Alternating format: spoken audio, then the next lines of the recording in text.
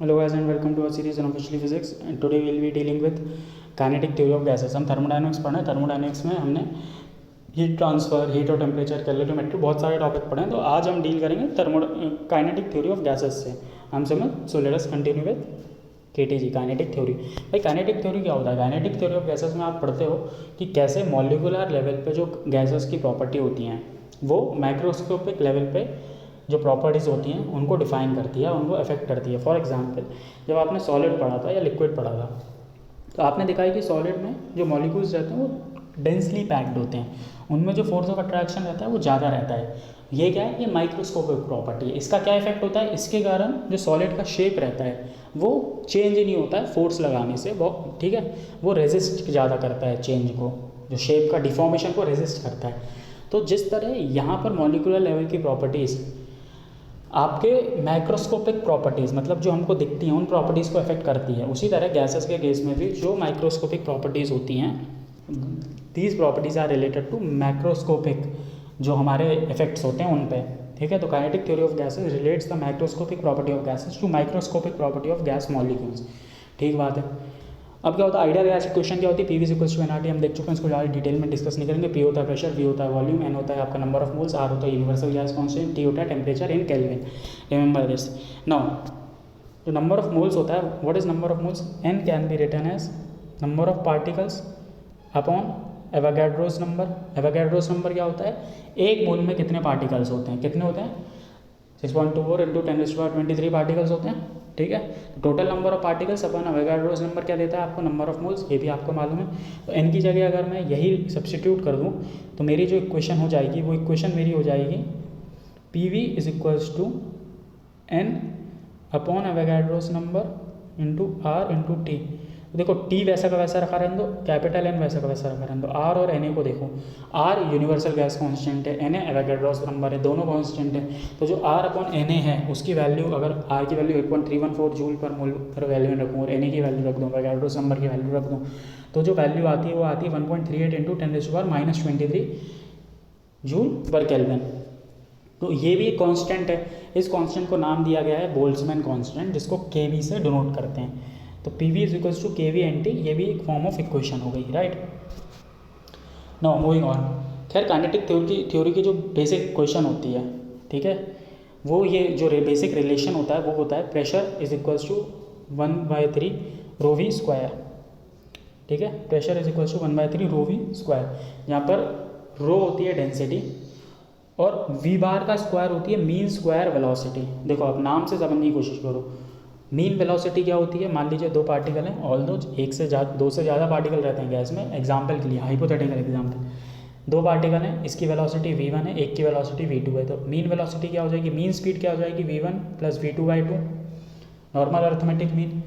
अब mean square velocity मतलब जो वेलोसिटी का स्क्वायर ले लो आप, एक इसका स्क्वायर होगा v1 स्क्वायर, v2 का स्क्वायर होगा v2 स्क्वायर, दोनों को ऐड कर दो और फिर उसका मीन ले लो।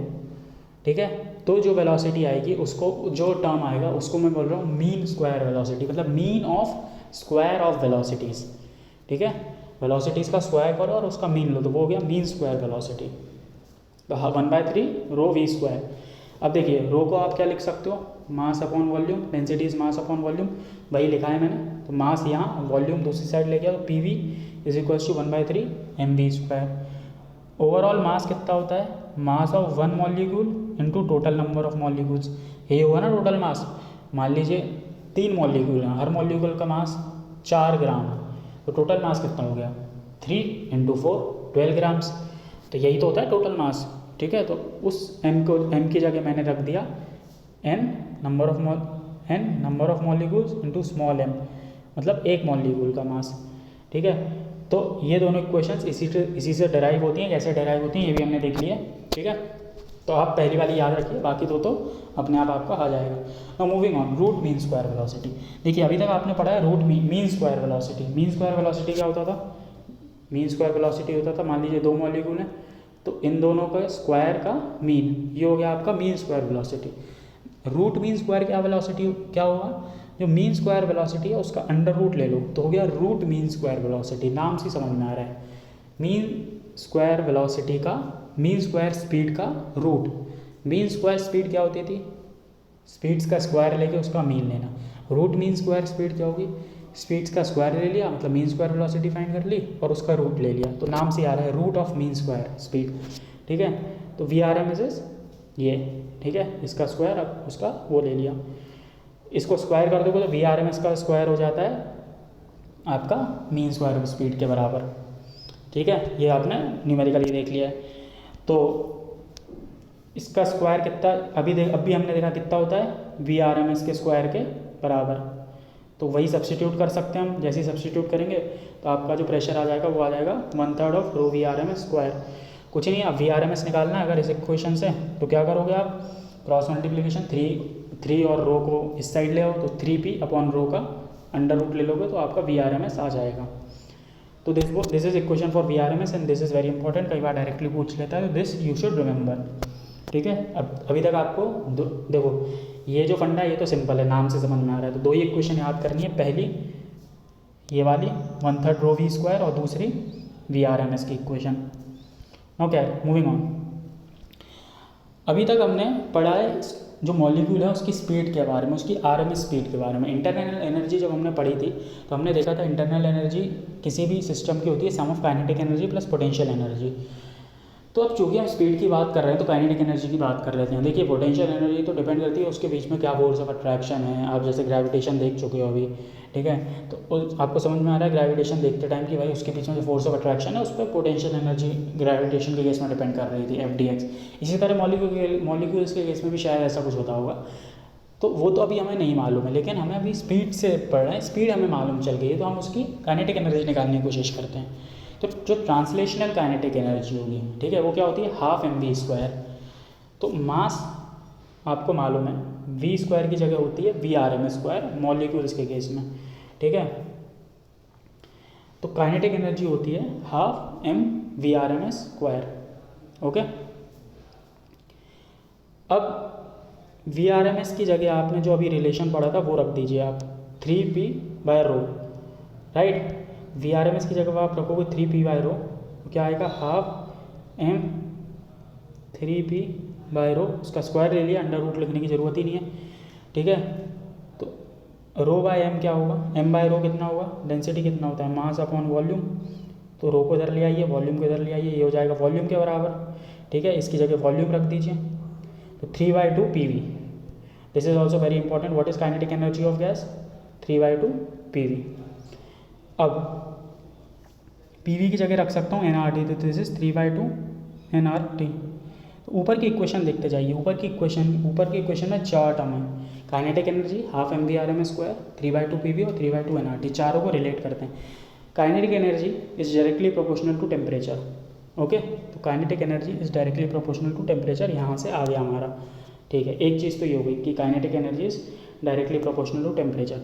सेकेंड, जो टेम्परेचर है वो VRMS के डायरेक्टली प्रोपोर्शनल है। ठीक है, temperature is directly proportional to VRMS। ठीक है, temperature is directly proportional to VRMS, ये भी आ गया। अब temperature is directly proportional to VRMS है, तो उससे मैं ये इस्टेब्लिश कर सकता हूँ, ठीक है, अगर 273.16 केल्विन, ठीक है, पे एक मैं अगर VRMS लूँ जिसको मैं बोल रहा हूँ VTR, ठीक है, ओके, तो VTR क्या है, RMS स्पीड ऑफ मॉलिक्यूल है 273.16 केल्विन। तो 273.16 इज प्रोपोर्शनल टू VTR का स्क्वायर। ठीक है, दिस इज ओके, हमने देखा है VRMS square is proportional to T and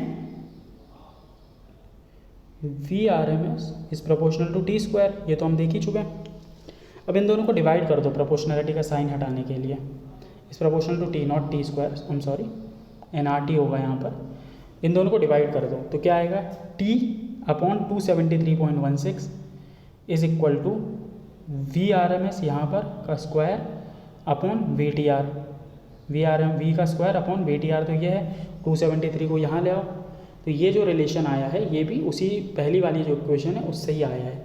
okay, this is how यहाँ तक हम पहुँचे। ये तो वही काइनेटिक एनर्जी हमने निकाल लिया। काइनेटिक एनर्जी की मॉलिक्यूल्स के केस में बहुत स्पेशल प्रॉपर्टी होती है, वेरी इंपॉर्टेंट। वो ये होती है कि अगर थर्मल इक्विलिब्रियम है, ठीक है, मतलब kinetic energy of all molecules equal रहेगी उस केस में। अगर हर मॉलिक्यूल का टेम्परेचर सेम है तो उस मॉलिक्यूल की काइनेटिक एनर्जी उतनी ही रहेगी जितनी किसी और मॉलिक्यूल की है उसी टेम्परेचर पे। अब हो सकता है दो मॉलिक्यूल हैं, मॉलिक्यूल ए और मॉलिक्यूल बी, आप बोलोगे इसका मास ज़्यादा, m का जो मास है वो ज़्यादा है मॉलिक्यूल बी के मास से, तो क्या इन दोनों की काइनेटिक एनर्जी सेम रहेगी? हाँ। क्यों?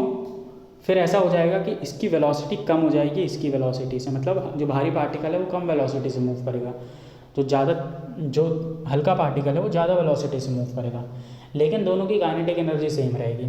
ठीक है, शर्त बस इतनी है। तो half m1v1 is equals to half m2v2 अगर टेम्परेचर सेम है तो। भाई हमने RMS स्पीड की बात कर ली, अब हम थोड़ा और आगे देखते हैं। RMS स्पीड क्या होती थी आपकी? RMS स्पीड हमने देखा था 3p/ρ होता है, ठीक है, √3p/ρ होता है, यहाँ से हमने देखा है। इसको मैं दूसरे टर्म्स में बात करने की कोशिश करता हूँ, ठीक है, इनका डेरिवेशन पे नहीं जा रहा हूँ, नॉर्मल से सब्सटीट्यूशन से उस पर जाऊँगा। 3p/ρ होता है, PV is equals to nRT आप देख चुके हो, PV is equals to KNT भी आप पढ़ चुके हो, KBNT, जहाँ पर KB बोल्ट्जमैन कांस्टेंट होता है।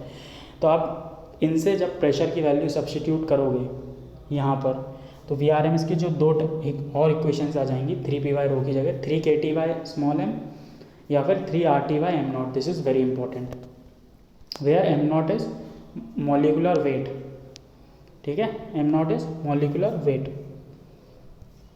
मतलब एक मोल का वेट कितना होता है, okay, √3RT/m0, this is VRMS। Now average kinetic energy of molecule क्या होती है? Half mVRMS², okay, half mVRMS² average kinetic energy of molecule होती है, हम देख चुके हैं। तो इस VRMS की जगह ये वैल्यू रख दीजिए, तो 3/2 KT आ गई। 3/2 PV पढ़ा था हमने, 3/2 KT भी आ गया। Total kinetic energy of molecule क्या होगी? ये तो एक मॉलिक्यूल की बात होगी, तो अगर n मॉलिक्यूल्स हैं तो कितनी हो जाएगी? 3/2 KT इंटू n, ठीक है। अगर n मॉलिक्यूल्स हैं तो ये हो जाएगी, उसको n से मल्टीप्लाई कर देंगे, एक की इंटू n। अब n इंटू KT कितना होता है? nRT के बराबर होता है। नॉर्मल आइडियल गैस इक्वेशन में हमने स्टार्टिंग में देखा था, फिर से मैं वहाँ पर आपको पहुँचा देता हूँ, ठीक है, यही हमने देखा था, right. nRT is equal to what? KBNT। आप इसको वहाँ पर जाके देखिए, अगर आपको याद होना चाहिए था, नहीं है तो मैंने दिखा भी दिया है, ठीक है, वही सब्सटीट्यूट कर दीजिए, KTN, उसकी जगह nRT सब्सटीट्यूट कर दो आप। तो ये हो गया आपका total kinetic energy of all molecules 3/2 nRT। Average speed क्या होगी? भाई RMS स्पीड हमने पढ़ी है, अभी हमने एवरेज स्पीड नहीं पढ़ी है। एवरेज स्पीड क्या होगी? सारी स्पीड को ऐड कर लो, डिवाइड कर दो n से। तो जब ऐसा करके आप करोगे तो आपका जो इक्वेशन आता है वो आता है √8 KT/πm या फिर √8 RT/πm0। ये इक्वेशन आपको याद करना है, दिस इज़ वेरी इंपॉर्टेंट, ठीक है। VRMS क्या होता है? √3 RT/m0। एवरेज स्पीड क्या होता है? √8 RT/πm0। इसी तरह एक और स्पीड होती है मोस्ट प्रोबेबल स्पीड, ठीक है। मोस्ट प्रोबेबल स्पीड क्या होती है? जिस स्पीड की, जैसे एवरेज स्पीड क्या होगी? बहुत सारे पार्टिकल हैं, particle A, particle B, particle C, particle D, her particle की स्पीड का एवरेज ले लिया। अब मोस्ट प्रोबेबल स्पीड क्या होगी? मोस्ट प्रोबेबल स्पीड वो स्पीड होगी जिसके पाने की प्रोबेबिलिटी सबसे मैक्सिमम होगी, ठीक है। मान लीजिए ऐसा अगर ये स्पीड है तो इस स्पीड की प्रोबेबिलिटी सबसे ज़्यादा है, सबसे ज़्यादा ये स्पीड पाई जा रही है, लेकिन इसका मतलब ये नहीं कि ये एवरेज स्पीड होगी। एवरेज स्पीड में तो ये भी कंसिडरेशन में होंगी, ये स्पीड्स भी कंसिडरेशन में होंगी, ठीक है। लेकिन जो सबसे ज़्यादा मॉलिक्यूल्स की जो स्पीड है उस स्पीड को बोलते हैं मोस्ट प्रोबेबल स्पीड, ठीक है। And that is equal to √2 KT/m। तीन स्पीड देखनी है आपने, VRMS √3 RT/m0, एवरेज √8 RT/πm और मोस्ट प्रोबेबल √2 KT/m। अब जैसे ये बस इतना था, अब इतना ही काफ़ी है। थोड़ा सा एडिशनल पॉइंट्स हैं जो काइनेटिक थ्योरी में हम देख लेते हैं, दो एडिशनल पॉइंट्स हैं। कभी डायरेक्ट क्वेश्चन आ गया तो आपको पता रहेगा, बाकी दीज आर नॉट इम्पॉर्टेंट। भाई PV is equal to nRT क्या होती है? आइडियल गैस इक्वेशन, ठीक है, आइडियल। लेकिन असली में तो आइडियल कंडीशंस एग्जिस्ट नहीं होती है, तो असली में तो बेसिकली अभी भी बहुत ज़्यादा उससे हम नहीं कर सकते हैं कैलकुलेट, बहुत ज़्यादा बोलना चाहिए, बहुत ज़्यादा हम सही कैलकुलेट नहीं कर सकते हैं। असली में तो अभी भी दिक्कत है, सुपर कंप्यूटर्स हैं तभी कर पाएंगे। लेकिन फिर भी वेंडरवाल ने एक इक्वेशन दी थी, वो बोलता है P V equal to nRT ideal gas के लिए, और ये जो P plus a by V square V minus b equal to nRT है, ये थोड़ा आप प्रैक्टिकल केसेस में लगा सकते हो। यहाँ पर ए और बी होते हैं वेंडरवाल्स कांस्टेंट, ठीक है, नॉट इम्पॉर्टेंट, बस पता होना चाहिए।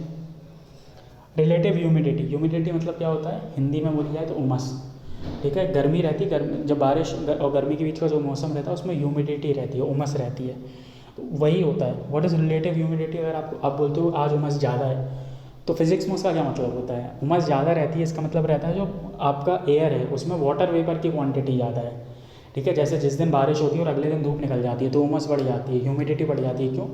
क्योंकि जो पानी नीचे गिरा रहता है वो वेपराइज हो जाता है सूरज की हीट के कारण, तो जो एयर रहती है उसमें वेपर की क्वांटिटी ज़्यादा रहती है। तो relative humidity is defined as amount of vapour present in given volume of air at given temperature upon amount of vapour required to saturate, ठीक है। मान लीजिए ये आपके एटमॉस्फेयर है, उसमें ये आपके एयर मॉलिक्यूल्स हैं। अब इसमें कुछ वाटर मॉलिक्यूल्स ऐड हो जाते हैं, ठीक है, कुछ वाटर वेपर के मॉलिक्यूल्स ऐड हो जाते हैं इसमें, ठीक है। तो जो ह्यूमिडिटी है वो बढ़ जाएगी, ठीक है। Now what is relative humidity? Amount of vapour जो प्रेजेंट है, मान लीजिए यहाँ पर 5 प्रेजेंट हैं, 5 मॉलिक्यूल्स प्रेजेंट हैं, तो ये 5 हो गया ऊपर वाला term. Amount of vapour required to saturate, आप इसमें और वाटर के मॉलिक्यूल्स ऐड करते जाइए, 1 करा, 2 करा, 3 करा, 4 करा, 5 करा, 6 करा, ठीक है। इसके बाद क्या हुआ? इसके बाद अब आप और ऐड करोगे तो ये ऐड ही नहीं होंगे, क्योंकि अपने सैचुरेशन पे पहुंच गए, अब जगह ही नहीं है। तो टोटल आपने इनिशियली 5 थे, 6 और ऐड कर दिए, तो amount of vapour required to saturate कितना होगा? सैचुरेशन पे आ गया, मतलब 11 मॉलिक्यूल्स वो सैचुरेट हो गया, तो ये हो गया 11। तो 5/11 होगी आपकी रिलेटिव ह्यूमिडिटी। तो दिस इज़ रिलेटिव ह्यूमिडिटी। इसको और कैसे डिफाइन करते हैं? SVP at dew point upon SVP at air temperature. Dew point पे जो स्टैंडर्ड वो है, स्टैंडर्ड SVP है, स्टैंडर्ड वेपर प्रेशर है, ठीक है, ड्यू पॉइंट पे upon standard vapour pressure at air temperature. Okay, तो दिस इज रिलेटिव ह्यूमिडिटी। आप बोलोगे वेपर प्रेशर क्या होता है? Vapour pressure is nothing but, vapour pressure क्या होता है? मान लीजिए कोई बीकर है, उसमें पानी भरा हुआ है, ठीक है, यहाँ से कुछ मतलब हीट आ रही है, मतलब वो पानी एवापोरेट हो रहा है, तो इस वेपर के कारण जो प्रेशर लगता है एटमॉस्फेयर पे, ठीक है, ये वेपर जो प्रेशर, इस वेपर के कारण कुछ प्रेशर लगेगा। इस भाई हवा है, हवा के कारण कोई प्रेशर तो लगता ही है, इस वेपर के कारण जो प्रेशर लगेगा that pressure is known as vapour pressure. तो स्टैंडर्ड वेपर प्रेशर यूजली आपको गिवन रहेंगे, ठीक है। तो अब हमने रिलेटिव ह्यूमिडिटी देख लिया, वैन डर वाल्स इक्वेशन देख लिया, ऑल्दो ये दोनों बहुत इंपॉर्टेंट नहीं है। तो बेसिकली आज हमने देखा काइनेटिक थ्योरी ऑफ गैसेस, उसमें हमने डिफरेंट टाइप्स ऑफ स्पीड देखी, हमने काइनेटिक एनर्जी देखी, हमने देखा अगर टेम्परेचर सेम है तो काइनेटिक एनर्जी किसी भी 2 मॉलिक्यूल की सेम रहती है। अगर मॉलिक्यूल भारी है तो स्पीड कम रहेगी, मॉलिक्यूल हल्का है तो स्पीड ज़्यादा रहेगी, बशर्ते दोनों की काइनेटिक एनर्जी सेम होनी चाहिए, ठीक है। उसके बाद वी मूव डाउन और हमने आगे भी और सारी चीज़ें देखी, RMS स्पीड, एवरेज स्पीड, ठीक है, van der Waals equations, most probable speed, और क्या इनिशियल जो इक्वेशन रहती है 1/3 रो वी स्क्वायर, ये सारी चीज़ें हमने देखी। And with this we have completed our thermodynamics. Okay, we have kinetic theory of gases में कुछ भी बहुत ज़्यादा ऑल द कंसेप्चुअल हमने सारी चीज़ें डिस्कस कर दी हैं, लेकिन फॉर्मूले याद रखना बहुत जरूरी है, क्योंकि आप हर चीज़ हर जगह डिराइव नहीं कर पाओगे। तो there are lot of formulas, 5, 6, 7, 8 जितने भी फार्मूलेज हैं, प्लीज़ रिमेंबर देम। एक चार्ट बना लीजिए, देखते रहिए, बहुत कठिन भी नहीं है और एक दूसरे से डिराइव भी हो जाते हैं, सबसे बड़ी बात ये है। बट स्टिल सारे याद रख लीजिए, it will be better for you. Now हमारा थर्मोडायनेमिक्स आज लगभग खत्म हो गया, तो आप जाके प्रैक्टिस करिए, ठीक है। हर टॉपिक के बाद कर ही रहोगे आप, तो go and solve the questions कैसे सॉल्व करोगे? अगर आप कॉम्पिटिटिव एग्जाम्स के लिए कर रहे हो तो HC वर्मा, उसके बाद प्रीवियस ईयर, और उसके बाद टाइम बचता है तो कुछ और, उसके बाद टाइम एनर्जी बचती है तो कुछ और, ठीक है, बाकी सब्जेक्ट्स पढ़ने के बाद भी। लेकिन अगर फिजिक्स अच्छे से करना है तो these 2 things are must. Okay guys, that's it for today, thank you.